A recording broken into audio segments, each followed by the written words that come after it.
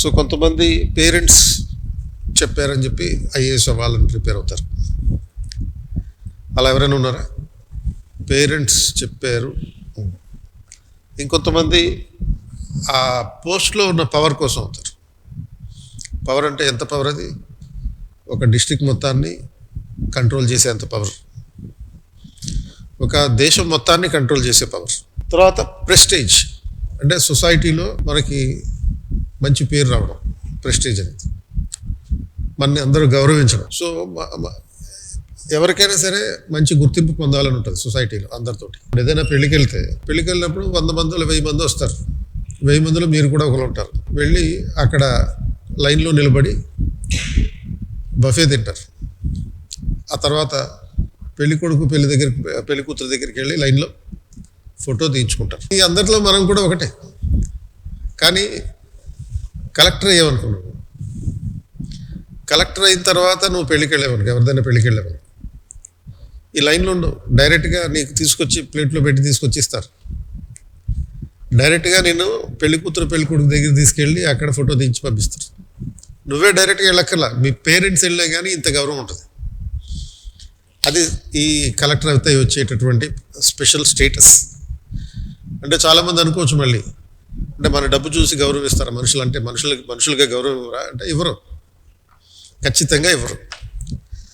నీకు గౌరవం ఇచ్చారు అంటే, ఎవరైనా రెస్పెక్ట్ ఇచ్చారు అంటే అది ఓన్లీ డబ్బు వల్ల వస్తుంది, లేకపోతే ఇట్లా పవర్ వల్ల వస్తుంది. ఒక జిల్లాని కంట్రోల్ చేయగలిగే శక్తి అది. ఆ హోదా వల్ల నీకు గౌరవం వస్తుంది. ఇంకా వేరే ఏ రకంగా కూడా ఎవరిని గౌరవించడం. నేను అబద్ధం చెప్తున్నానా, రైట్ చెప్తున్నాను? ఖచ్చితంగా రైట్ అయితే. నిన్ను ఇప్పుడు రోడ్డు మీద వెళ్తున్నప్పుడు నేను ఎవడని గౌరవిస్తాడా? సపోజ్ అదే ప్రధానమంత్రి రోడ్డు మీద వెళ్తున్నాడు, లైట్ తీసుకుంటారా? ఎందుకని? అతనికి నీకు ప్రధానమంత్రికి ఉన్న డిఫరెన్స్ ఏంది? ప్రధానమంత్రికి ఉన్నటువంటి పవర్ అలాంటిది. ప్రధానమంత్రి వదిలేసి మీ జిల్లాలో కలెక్టర్ ఉంటాడు. కలెక్టర్ మార్కెట్కి వచ్చాడు. మార్కెట్కి వస్తే మరి కలెక్టర్ని అట్లా వదిలేస్తారా? పట్టించుకోకుండా వదిలేస్తారా? అందరూ వచ్చి అతను రెస్పెక్ట్ ఇస్తారు. ఆ రెస్పెక్ట్ ఎక్కడి నుంచి వచ్చింది? గత సంవత్సరం అతను ఒక నార్మల్ స్టూడెంట్. ఆ నార్మల్ స్టూడెంట్గా మార్కెట్కి వెళ్ళి ఏదైనా కొనుక్కున్నప్పుడు ఎవరు పట్టించుకోరు. కానీ 1 year తర్వాత సివిల్స్ ప్రిపేర్ అయ్యి ఐఏఎస్ కలెక్టర్ అయిన తర్వాత అదే వ్యక్తి మార్కెట్కి వచ్చాడు. సేమ్ ట్రీట్మెంట్ ఉంటుందా? ఉండదు. వేరే రేంజ్, అతని రేంజ్ వేరే మారిపోతుంది ఆల్ ఆఫ్ సైడ్. దానికి అదే సోషల్ ప్రెస్టేజ్ అన్నమాట. అంటే మనకి సమాజంలో నాకు గౌరవం కావాలి అని కోరుకొని దేవుడు ప్రతి ఒక్కరికి గౌరవం కావాలి, రెస్పెక్ట్ కావాలి. సో అలాంటి సోషల్ ప్రెస్టేజ్ కోసం సివిల్స్ ప్రిపేర్ అవ్వాలి. ఇవన్నీ కాకుండా 4వ P, అమ్మాయి చెప్పినట్టుగా పేట్రియాటిజం అంటే దేశభక్తి. దేశభక్తి అంటే ఎవరు దేశభక్తులు? Soldiers దేశభక్తుల, civil సర్వెంట్లు దేశభక్తుల? అంటే సోల్జరు దేశభక్తుడే, సివిల్ సర్వెంటు దేశభక్తుడే.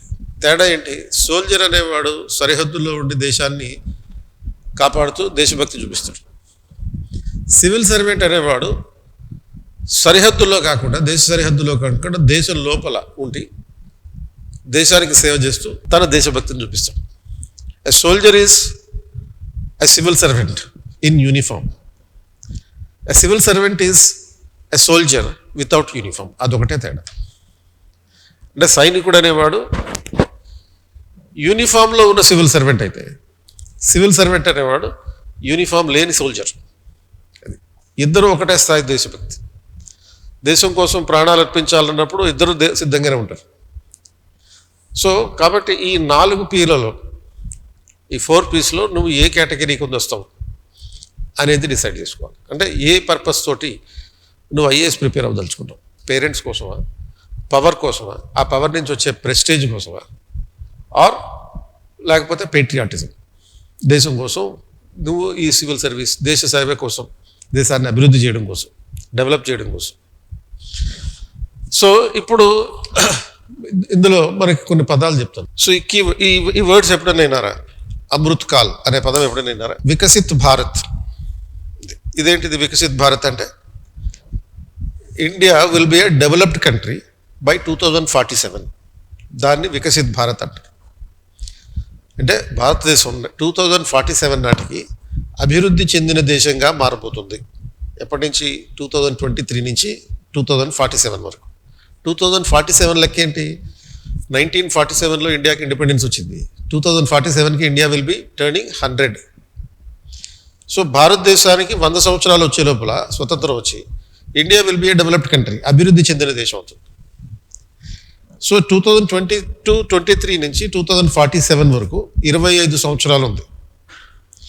ఈ 25 సంవత్సరాల ప్రయాణం చేసిన తర్వాత మనం చేరుకోబోయే గమ్యం ఏంటది? వికసిత్ భారత్ అనే గమ్యం. సో ఈ 25 ఏళ్లలో జరిగేటటువంటిది అమృత్ కాల్. సో ఇప్పుడు ఇది ఎందుకు చెప్తున్నాము అంటే మీరు చెప్పినటువంటి పాయింట్ ఏంటది? ఎందుకు ఐఏఎస్ అవుతావు అంటే దేశాన్ని అభివృద్ధి చేయడం కోసం అన్నావు. సో నువ్వు ఒక కాంట్రిబ్యూటర్ అవుతావు ఇక్కడ. అంటే to achieve this goal of Viksit Bharat you will be A participant, you will be A contributor, a very strong contributor. You will be the leader in this process. ఇందాక అమ్మాయి చెప్పినట్టుగా ఇది భారతదేశాన్ని అభివృద్ధి చేయాలి అంటే, డెవలప్ చేయాలంటే ఈ లక్ష్యాన్ని ఈ మార్గాన్ని అనుసరించడం అండ్ అది పేట్రియాటిజంకి కాంట్రిబ్యూట్ చేసేది. సో ఇప్పుడు ఈ అభివృద్ధి చేయడం అనేది కేవలం జెంట్స్ మాత్రమే కాదు. ఒకప్పుడు ఓన్లీ ప్యాట్రియార్కల్ సొసైటీ అనేటటువంటి పర్స్పెక్టివ్ కారణంగా ఓన్లీ జెంట్స్ మాత్రమే ఏదైనా చేయాలి అనేటటువంటి పర్స్పెక్టివ్ ఉండేది. బట్ ఇప్పుడు we are leading and the nation is led by the women. అంటే విమెన్ లెడ్ డెవలప్మెంట్ అంటే ఏంటి? ఈ డెవలప్మెంట్ ప్రాసెస్ని సాధించడం అనేది అమ్మాయిలు చేసేటటువంటి పని, వాళ్ళ నాయకత్వంలో జరిగే పని. సో కాబట్టి దీనికోసం ఇప్పుడు మనకి అన్ని రకాలుగా ఉమెన్ కాంట్రిబ్యూషన్ అనేటటువంటిది ఉంటుంది. ఇప్పుడు ఈవెన్ మీరు సివిల్ సర్వీస్ నోటిఫికేషన్ చూసారు ఎప్పుడైనా? సివిల్ సర్వీస్ నోటిఫికేషన్ చూస్తే కనుక మీకు ప్రతి పేజీలోనూ ఒక పాయింట్ ఉంటుంది. ప్రతి పేజీలో ఆల్మోస్ట్ ఒక 80 పేజీలు ఉంటాయి నోటిఫికేషన్లు. యూపీఎస్సీ వెబ్సైట్లో మీరు చూడొచ్చు. ఈవినింగ్ రూమ్కి వెళ్ళిన తర్వాత కుదిరితే ఆ యూపీఎస్సీ వెబ్సైట్ చూడండి.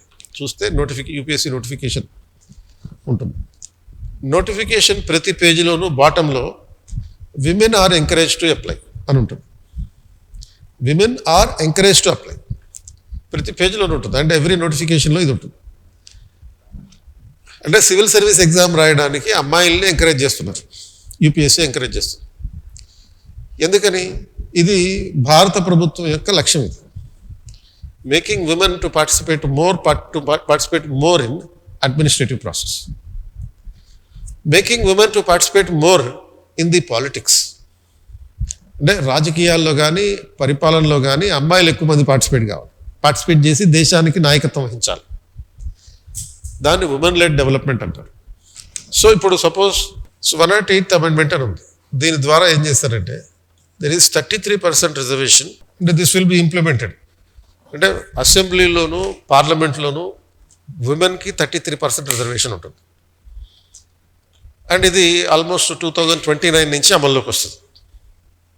వచ్చినప్పుడు ఏమవుతుంది అంటే women participation in the parliament will increase, women representatives will increase. Father is only maximum performing the role of a home minister and a finance minister. That's all. జనరల్గా మదర్ని హోమ్ మినిస్టర్గా చూస్తుంటారు. మదర్ని చాలామంది హోమ్ మినిస్టర్ అంటారు. But father is the home minister and finance minister and mother is like a prime minister.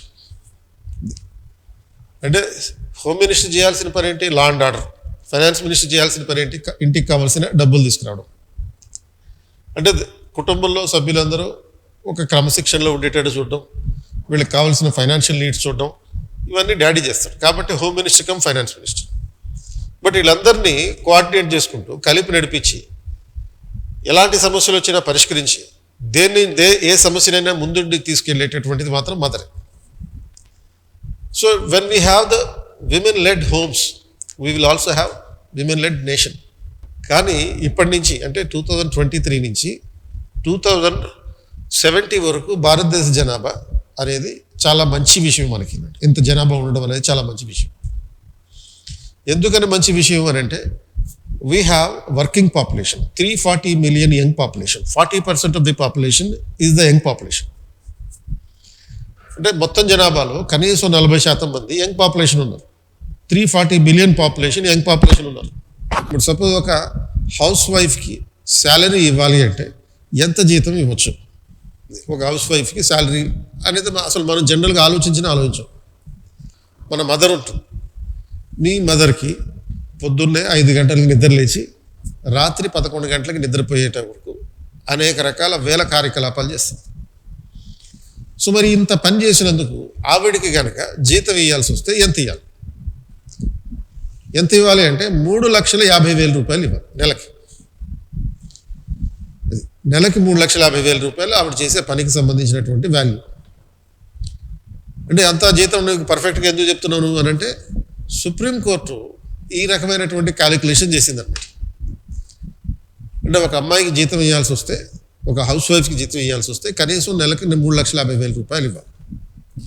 అంటే దేశంలో ఉన్నటువంటి నాన్ వర్కింగ్ పాపులేషన్ ఎవరైతే ఉన్నారో వాళ్ళందరికీ కనుక మొత్తం క్యాలిక్యులేట్ చేసి జీడిపిలో కలిపితే ఇండియన్ జీడిపి $45 ట్రిలియన్ అవుతుంది. $45 ట్రిలియన్ అంటే ఏంటి? Double the GDP of American economy. American ఎకానమీకి ఎంత జీడిపి ఉంది? $28 ట్రిలియన్ ఉంది. ఆ $28 ట్రిలియన్ దాటి $45 ట్రిలియన్ రేంజ్లో వెళ్ళిపోతుంది ఇండియన్ ఎకానమీ. సో ఇలాంటి విషయాలన్నీ తెలుసుకుని ఎగ్జిక్యూట్ చేయాలి, దాన్ని ఇంప్లిమెంట్ చేయాలి. ఆ ఇంప్లిమెంట్ చేసేవాడిని ఐఏఎస్ ఆఫీసర్ అంటారు. అంటే ఐఏఎస్ ఆఫీసర్లు చేసే పని ఏంటి అంటే ఇలాంటి సమాచారం అంతా సేకరించి గవర్నమెంట్కి చెప్పాలి. వాళ్ళు డైరెక్ట్గా చేయకూడదు, గవర్నమెంట్కి చెప్పాలి. ఇగో ఈ రకమైనటువంటి ఆపర్చునిటీస్ ఉన్నాయి. విమెన్ లెడ్ డెవలప్మెంట్ అనే లక్ష్యానికి ఇటువంటి ఆపర్చునిటీస్ ఉన్నాయి. ఈ లేడీస్ అందరినీ కేవలం ఇంట్లో వంట చేసే వాళ్ళుగా కాకుండా బయటికి తీసుకొచ్చి ఫార్మల్గా ఆఫీసుల్లో పనిచేసేటట్టుగా చేస్తే ఇండియన్ ఎకానమీ ఇంకో 25 ఏళ్లలో $45 ట్రిలియన్ ఎకానమీగా మారబోతుంది అని చెప్పి మినిస్టర్కి చెప్పాలి, ప్రైమ్ మినిస్టర్ చెప్పాలి. ప్రైమ్ మినిస్టర్ చెప్తే ప్రైమ్ మినిస్టర్ సరే అంటాడు. సరే అన్నప్పుడు దానికి సంబంధించిన డీటెయిల్స్ తయారు చేయమంటాడు. వీళ్ళందరినీ ఎలా బయటికి తీసుకొచ్చి పని చేయించాలి. సో అటువంటి వాటిల్లో 2 ఎగ్జాంపుల్స్ చెప్పాను మీకు. వీళ్ళందరినీ బయటికి తీసుకొచ్చి ఎలా పని చేయించాలి అనే దానికి ఒకటి పొలిటికల్గా ఏం చేయాలి, వీళ్ళకి రిజర్వేషన్ ఇస్తే ఎక్కువ మంది వస్తారు. ఇప్పుడు మనకి మున్సిపాలిటీల్లోనూ పంచాయతీల్లోనూ రిజర్వేషన్ ఉంది. సో మున్సిపాలిటీల్లోనూ పంచాయతీల్లోనూ రిజర్వేషన్ ఉండడం వల్ల ఏమైంది, సుమారుగా 15 లక్షల మంది లేడీస్ లోకల్ బాడీస్లో రిప్రజెంటేటివ్స్గా ఉన్నారు.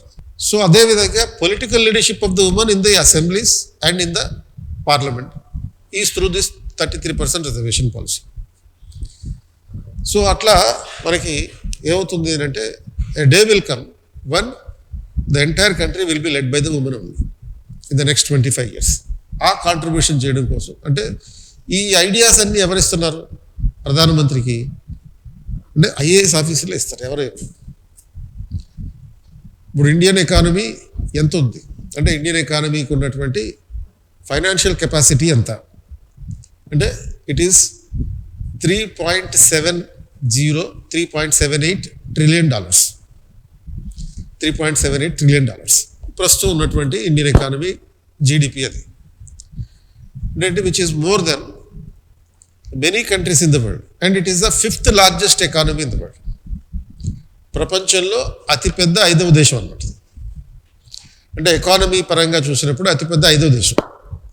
ఫస్ట్ ఏమో అమెరికా ఉంది, సెకండ్ ఏమో చైనా ఉంది, ఎక్కువ ఈ ఇన్కమ్ ఉన్నటువంటి దేశాల్లో.